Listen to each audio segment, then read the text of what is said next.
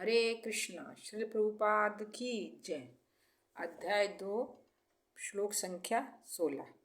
नासतो विद्यते भावो ना भावो विद्यते सत उभयोरपि दृष्टो तु अन्यो तत्वदर्शियों ने यह निष्कर्ष निकाला है कि असत का तो कोई चिरस्थायी नहीं है, किंतु सत आत्मा जो है अपरिवर्तित रहता है।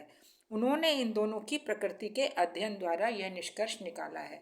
अब इस श्लोक में भगवान जो है शरीर और आत्मा का अंतर बताने जा रहे हैं कि ये शरीर कैसा है, परिवर्तनशील है। इस शरीर का जो है परिवर्तन होता रहता है, लेकिन आत्मा क्या है, आत्मा स्थायी है, शाश्वत है, अस्थायी है। तो आत्मा का कभी परिवर्तन नहीं होता।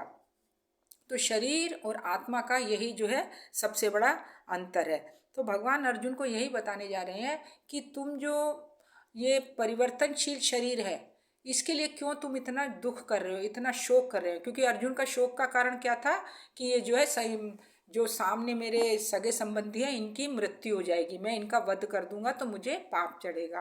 तो भगवान इसी शरीर के लिए अर्जुन को बोल रहे हैं, ये शरीर तो नश्वर है, इसके लिए तुम्हें शोक करना उचित नहीं है।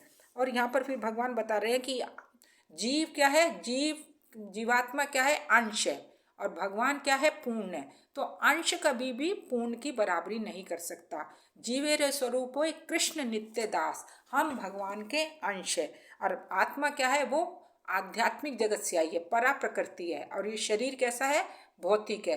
तो आत्मा तो शाश्वत है क्योंकि वो आध्यात्मिक जगत से आई है। तो भगवान बोल रहे हैं कि हम क्या है, शक्ति में है, और भगवान क्या है, शक्तिमान। तो भगवान शक्तिमान है और हम शक्ति है, तो शक्ति कभी भी शक्तिमान की बराबरी नहीं कर सकता।